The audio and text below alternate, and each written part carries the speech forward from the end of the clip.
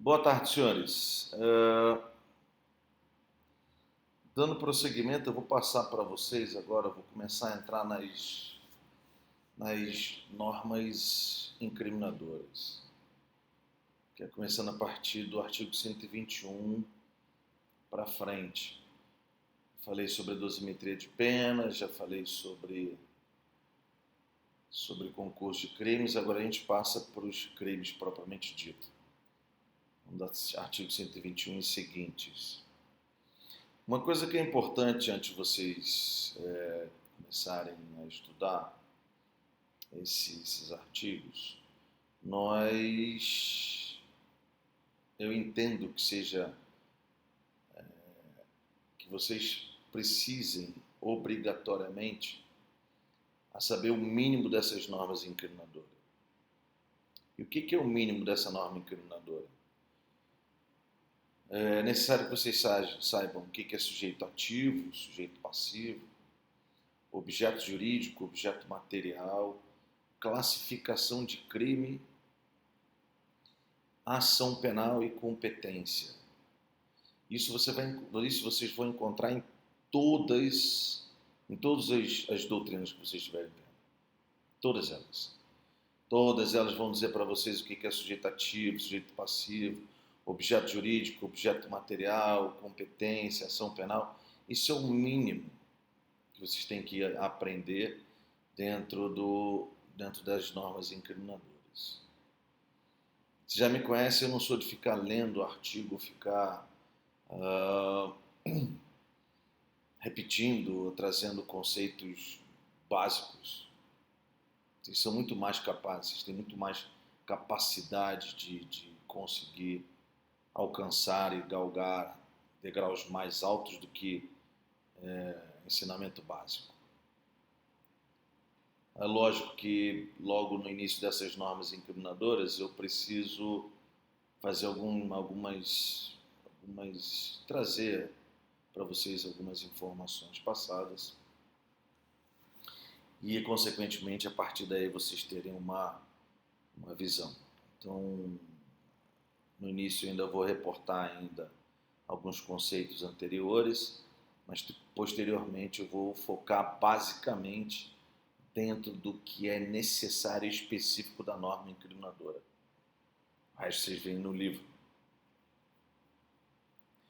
Pois bem, no artigo 121, ele começa a primeira norma incriminadora, e se vocês observarem, ele está no título do crime contra a pessoa. E depois do crime contra a pessoa, crime contra a vida.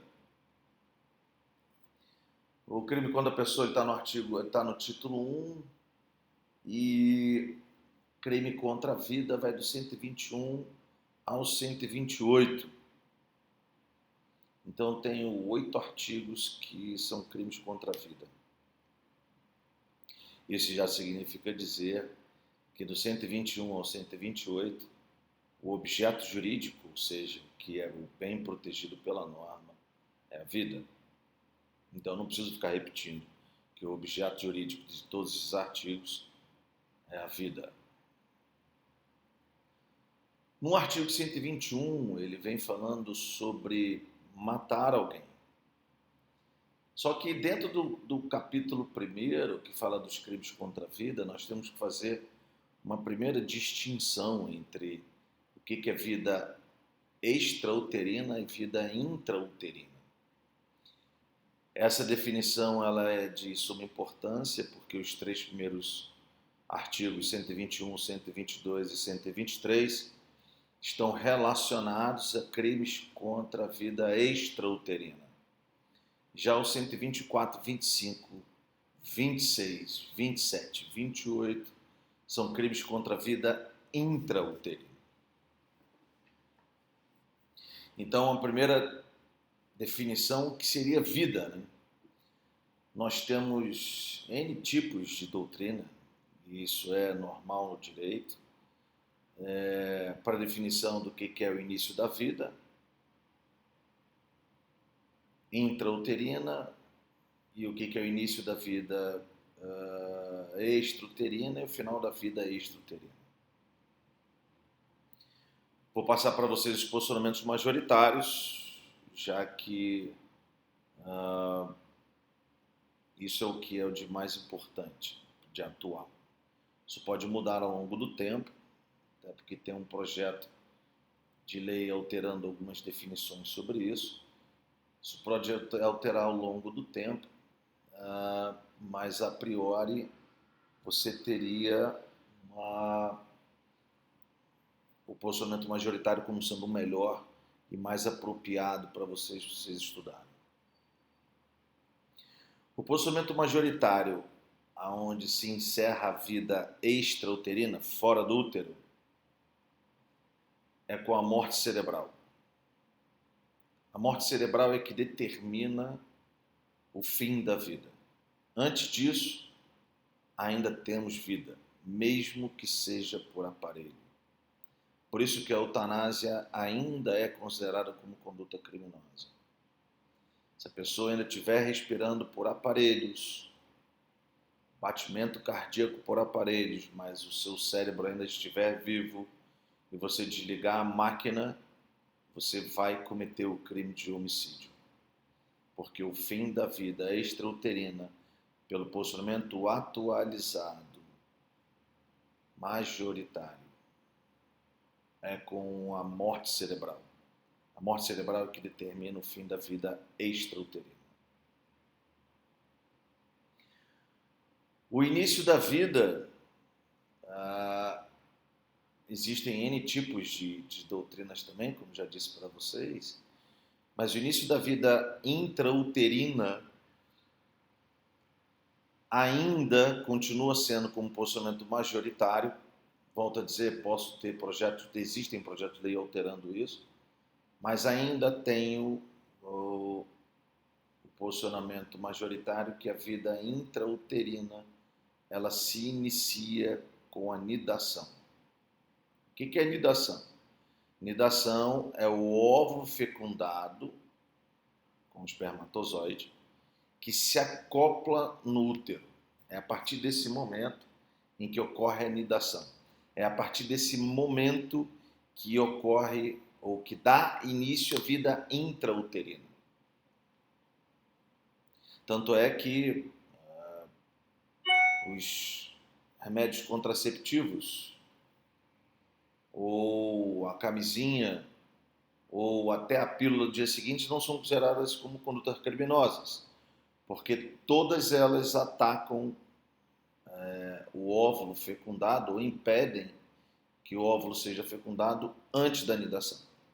Por isso que não é considerado como conduta criminosa ou abortiva, inclusive o uso da pílula do dia seguinte.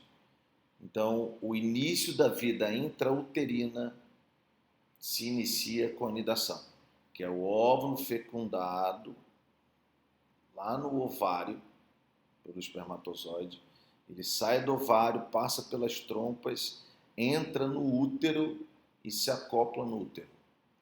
A partir do momento que ele se acopla no útero e que as células vão se multiplicando, 2, 4, 8, 16, 32, 64, que elas vão se multiplicando automaticamente, aquilo ali dá início à vida intrauterina. Qualquer conduta que seja para interromper isso, quando ocorre a nidação, será considerado crime contra a vida intrauterina. Então agora nós temos o início da vida, que ela começa dentro do útero, intrauterina, que é com a nidação, e o término da vida, que é extrauterina, fora do útero, que é com a morte cerebral, independente da idade que você tem. Só que aí a gente também tem nós temos que definir quando há esse rompimento entre vida intrauterina e vida extrauterina. E por que é necessário a gente ter esse rompimento dessa vida intrauterina ou dessa vida extrauterina? Porque os artigos 121, 22 e 23 se reportam à vida extrauterina. E os 124, 25, 26 e 27 se reporta à vida intrauterina. Então a gente precisa ter uma definição de quando a vida intrauterina termina e quando a vida extrauterina começa. Mais uma vez, nós vamos ter N tipos de doutrina a respeito sobre o término da vida intrauterina e o começo da vida extrauterina.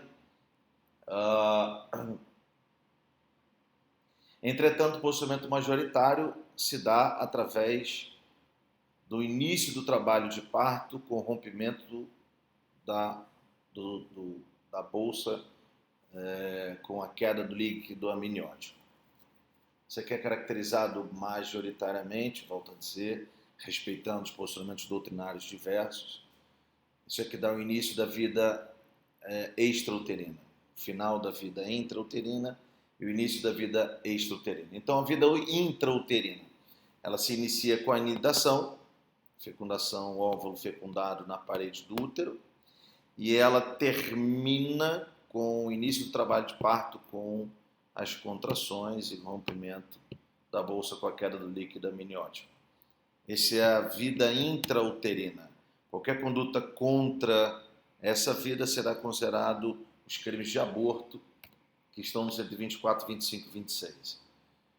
A partir do rompimento do início do trabalho de parto, com a queda do líquido,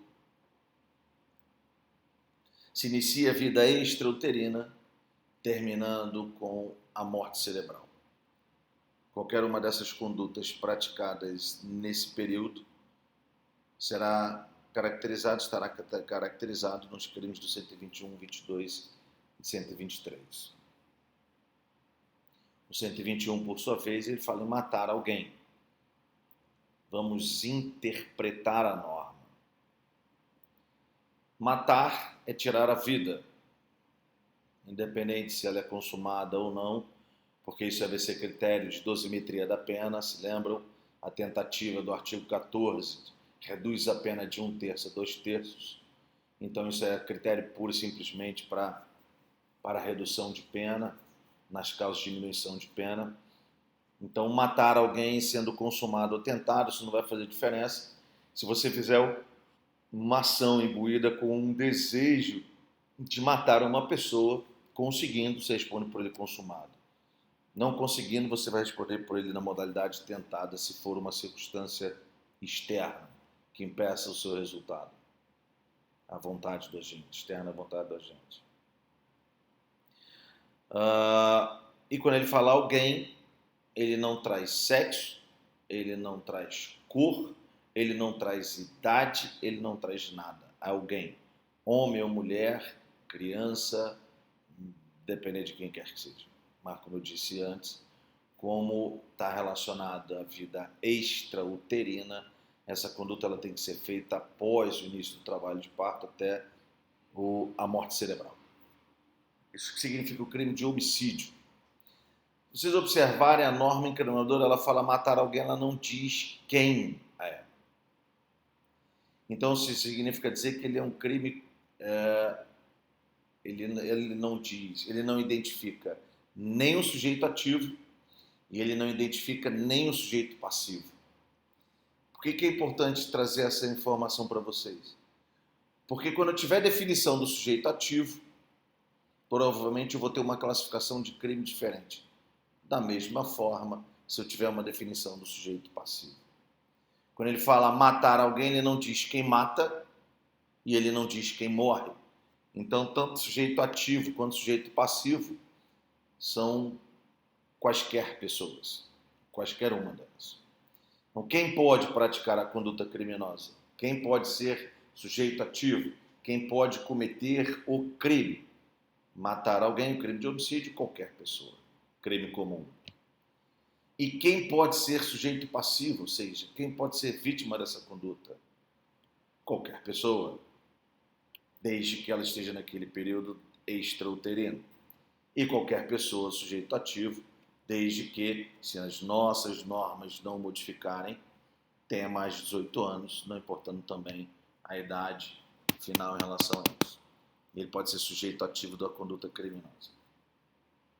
Então, tanto sujeito ativo quanto sujeito passivo pode ser qualquer tipo de pessoa. O crime de homicídio, geralmente, vou dar uma classificação geral para vocês, tá? Geralmente, as normas incriminadoras, elas colocam as condutas simples ou os crimes simples no caput e as qualificadoras vão para os seus parágrafos. Aliás, no parágrafo vão ter qualificadoras, vão ter circunstâncias específicas da conduta criminosa direcionadas para aquele crime em tela, em comento o que está sendo estudado no momento. O caput do artigo 121 é crime de homicídio simples. As suas qualificadoras, elas vão estar principalmente no parágrafo 2, mas elas também estão no parágrafo 9, onde traz a caracterização ou uma pena aplicada pela legislação, que é pena em abstrato, completamente diferente do caput. Isso a gente já viu numa aula anterior sobre dosimetria de pena. Então, o crime de homicídio ele pode ser praticado na modalidade comissiva, de fazer. Na modalidade omissiva, existe uma divergência doutrinária no omissivo próprio, mas não existe divergência sobre o omissivo impróprio, que é aquele que tem o dever de agir e não age. Então, a conduta matar alguém, ela pode ser tanto uma conduta comissiva quanto uma conduta omissiva, seja ela omissiva própria, seja ela omissiva imprópria. O parágrafo 1º do artigo 121, ele tem uma nomenclatura de homicídio privilegiado. O que significa dizer homicídio privilegiado? Homicídio privilegiado, na grande maioria das vezes que vocês observarem isso dentro do ordenamento jurídico penal, que tiver essa nomenclatura de privilegiadora, certamente ele vai trazer um benefício, por exemplo, uma redução de pena, substituição de uma pena por outra, dentro da norma. Do 121, o parágrafo 1º no 121, ele traz o seguinte, vou ler para vocês, ele é classificado como homicídio privilegiado, ele diz o seguinte: se o agente comete o crime impelido por motivo de relevante valor social ou moral, ou sob domínio de violenta emoção, logo em seguida a injusta provocação da vítima, o juiz pode reduzir a pena de 1/6 a 1/3. Senhores, eu não, volto a dizer, a obrigação, todo mundo sabe ler, não é isso? Nós temos que fazer a interpretação da norma. E isso é o mais importante que eu entendo para vocês. Nós temos dentro desse homicídio privilegiado, nós temos uma configuração temporal, nós temos uma configuração social ou emotiva ou moral. Porque ela diz o seguinte: se o agente comete o crime, se o agente é quem matou, se o agente comete o crime impelido, ou seja, motivado por intermédio de relevante valor social, ou relevante valor moral, ou sob domínio violento de emoção, são os 3 valores que eu falei para vocês. Logo após a injusta provocação da vítima, temporal. Logo após a injusta provocação da vítima. Eu ainda tenho um requisito que seria um requisito relacionado à vítima. Então eu tenho que ter 3 requisitos mínimos básicos, certo?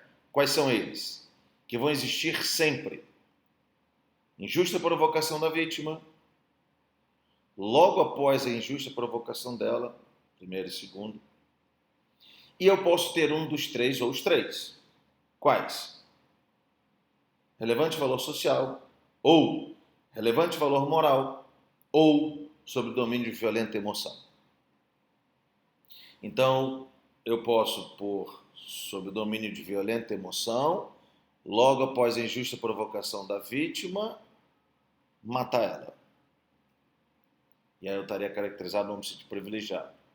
Como eu também posso estar por relevante valor moral, logo após a injusta provocação da vítima, matar ela.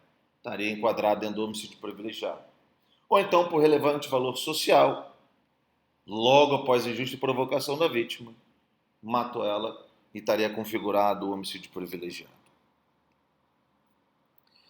Então, o que significa dizer? Dois requisitos vão sempre existir: injusta provocação da vítima e que a minha conduta tenha que ser posterior à provocação dela. Esses valores, essas interpretações, elas devem ser de acordo com a norma. Então, vamos lá. Injusta provocação da vítima. Vítima, eu sei quem é. É a pessoa que faleceu, ou pelo menos quase veio a falecer. É ela que provocou e o injusta. Esse valor de injusto, senhores, esse é um valor que ele vai ser verificado em cada uma das situações. Na verdade, é essa palavra que traz discussões doutrinárias, discussões dentro do ordenamento e discussões dentro do próprio processo. Porque eu vou ter que analisar, ou vou ter que dizer se aquela conduta da vítima foi ou não injusta. Porque se a conduta da vítima for considerada como justa, não se configura o homicídio privilegiado. Então, muitas vezes, dentro de uma análise jurídica, dentro de um processo judicial, o que se discute não é se a vítima provocou ou não. O que se discute é se essa provocação foi justa ou se essa provocação foi injusta. Professor, como é que eu vou saber o que é justo ou injusto? Isso é uma análise circunstancial. Isso é uma análise que vai ter que ser feita através do fato, vai ser uma análise que vai ter que estar direcionada às circunstâncias em que o caso se encontra. Muitas vezes o que é justo para mim não será justo para você. E aí a gente vai para uma concepção mediana, que tudo no direito penal vive de concepção mediana. Todo direito penal vive dessa análise entre eu ponderar, entre eu sopesar, entre eu ter uma análise de razoabilidade e proporcionalidade entre as situações. Nem muitas vezes o que é justo ou é injusto para você, para outra parte não será. Então essa aqui se diz a discussão que se tem jurídica dentro de um processo judicial. Então, mas o que tem que ser definido é que seja reconhecida, aquela conduta seja reconhecida como injusta. Relevante valor moral, relevante valor social. Respeitado os posicionamentos doutrinários, das divergências doutrinárias em relação a isso, eu entendo como mais assertiva o fato de que relevante valor social é um valor de âmbito social, que a sociedade entende como sendo válido, que a sociedade entende como sendo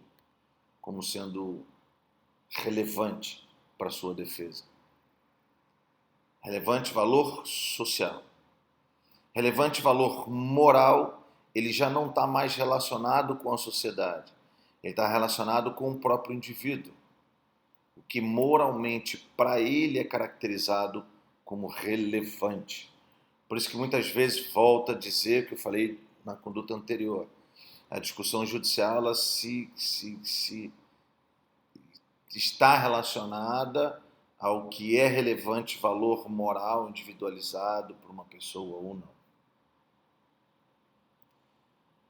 Eu classificaria dessa forma: relevante valor social, o âmbito social; relevante valor moral, o âmbito pessoal do agente que cometeu a conduta criminosa. Uma outra discussão que se tem dentro do dentro da doutrina está relacionada a âmbito social. Qual o âmbito social?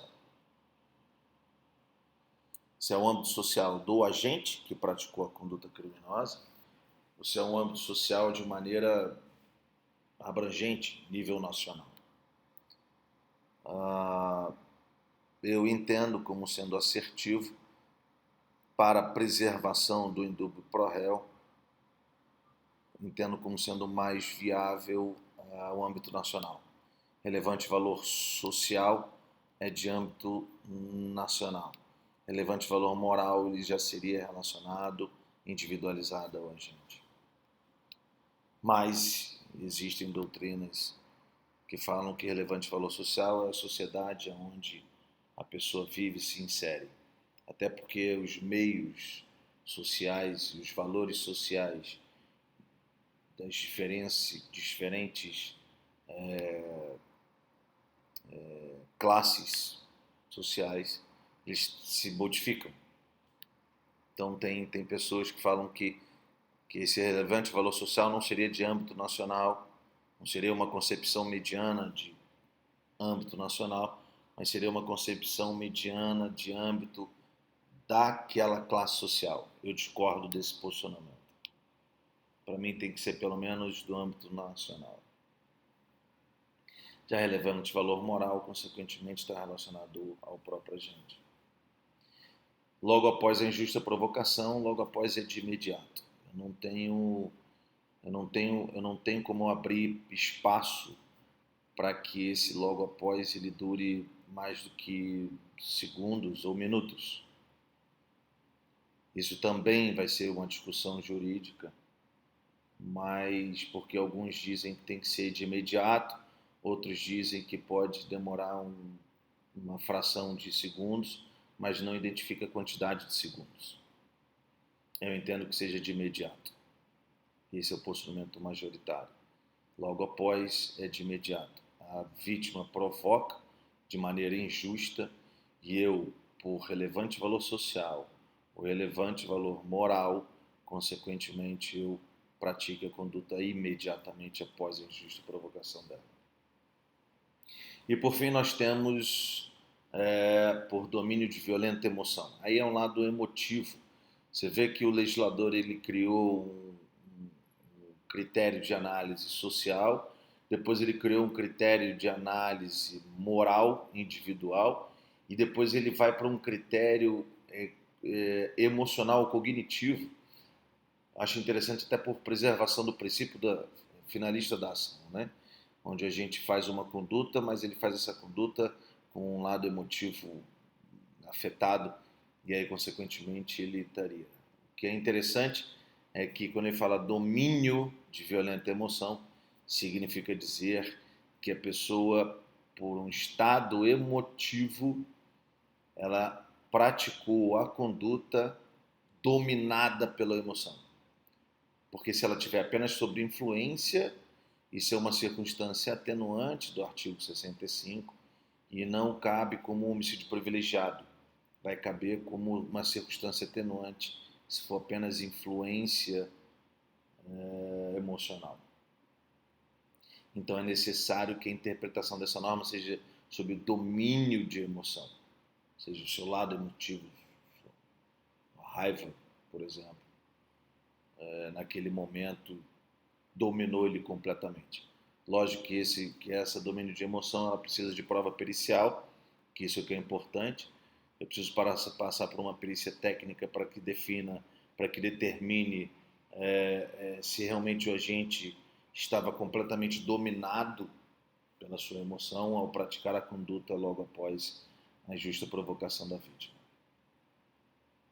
Bem, caracterizadas essas situações, a norma dispõe o seguinte: se o agente comete o crime impelido por motivo de relevante valor social ou moral, ou sob domínio de violenta emoção, logo em seguida a injusta provocação da vítima, o juiz reduzirá a pena de 1/6 a 1/3.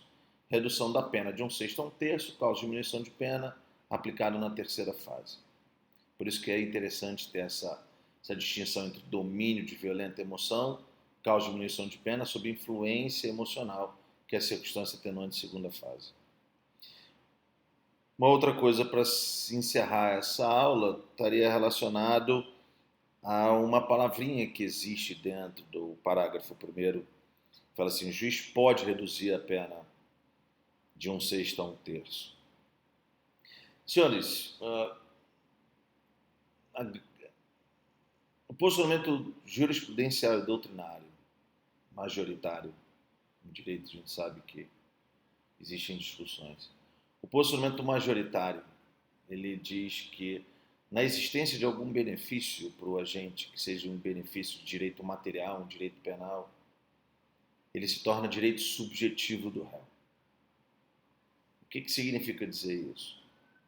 Apesar da legislação mencionar pode, o juiz não pode, o juiz deve, porque esse é um direito subjetivo do réu.